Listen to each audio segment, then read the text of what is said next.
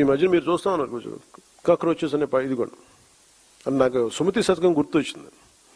అంటే చాలా చిన్నగా కనిపించే క్రిమి కీటకాలు కూడా, చిన్న చీమలు కూడా ఒక బలవంతమైన సర్పాన్ని చంపేస్తాయి అన్నట్టుగా చిన్న చిన్న ఆలోచనలు ఇండివిజువల్ వ్యక్తులు వీళ్ళందరూ కూర్చొని మనకి సరైన దేశం తాలూకు గాఢతని కానీ తీవ్రతని కానీ దీని తాలూకు లోతుని అర్థం చేసుకోకపోతే చాలా డివిజివ్నెస్ యాటిట్యూడ్తో మాట్లాడి దేశం తాలూకు సమగ్రతని బలి చేసేయడానికి ఎప్పుడు శక్తులు సిద్ధంగా ఉంటాయి.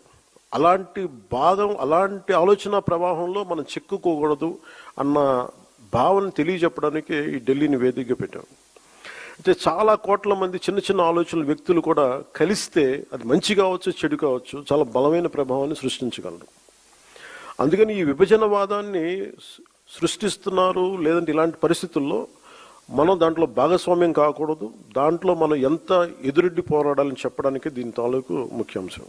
సో మిమ్మల్ని అందరినీ ఇక్కడికి ఆహ్వానించడంలో నా ముఖ్య ఉద్దేశం ఒకటి, ఒక బాధ్యత గల రాజకీయ పార్టీగా ఈ ఆశయాన్ని మరింత స్వాతంత్ర్య స్ఫూర్తిని ముందుకు తీసుకెళ్ళటం, మన ఫౌండేషన్ ఫాదర్స్ని గౌరవించడం ఈరోజు ఈ సమావేశం యొక్క ముఖ్య ఉద్దేశం.